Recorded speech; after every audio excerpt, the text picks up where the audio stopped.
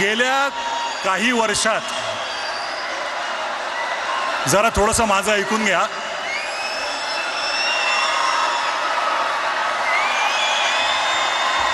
बरं का, तुमच्या मनातले काही शब्द बोलतोय आम्ही. गेल्या काही वर्षात शेकडो मित्रांनी 1000 वेळा हा प्रश्न तुमच्यातल्या अनेक जणांना विचारला असेल, किंबहुना इथे उपस्थित प्रत्येकाच्या मनातला हा प्रश्न असेल की येतील का रे दोन भाऊ एकत्र.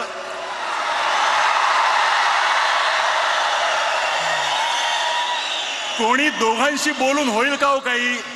पण असं दुसऱ्या तिसऱ्याने बोलून ऐकणार असतील तर ते ठाकरे कसले. त्यांना स्वतःला पटलं तरच ते ती गोष्ट करणार, आणि त्यांना पटणार एका मंचावर आणणारं एक निमित्त घडलं. मराठी भाषेवर अन्याय करण्याचा प्रयत्न झाला आणि हे दोन वाघ चवताळून उठले.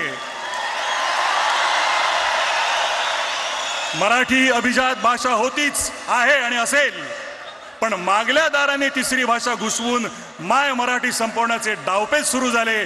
आणि ते उधळून लावण्यासाठी हे दोघे आणि इतर सर्व राजकीय पक्ष जे समोर बसलेत ते आपापसातले मतभेद विसरून सगळे एकत्र उभे ठाकरे, सगळे एकत्र उभे ठाकरे ठाकले.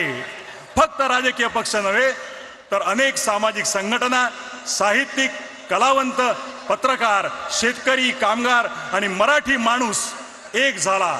सर्वांची भावना एक झाली. महाराष्ट्रावर केली सक्ती तर आम्ही दाखवू आमची शक्ती.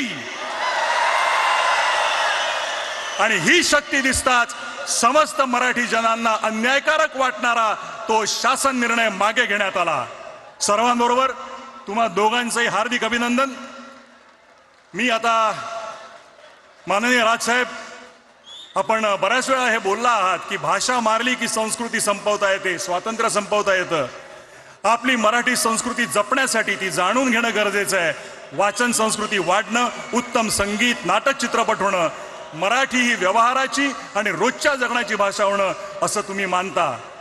परवाच तुम्ही बोलताना म्हणालात की बाकी काहीही चालेल पण मराठीच्या बाबतीत तडजोड नाही. आज ह्या दिवशी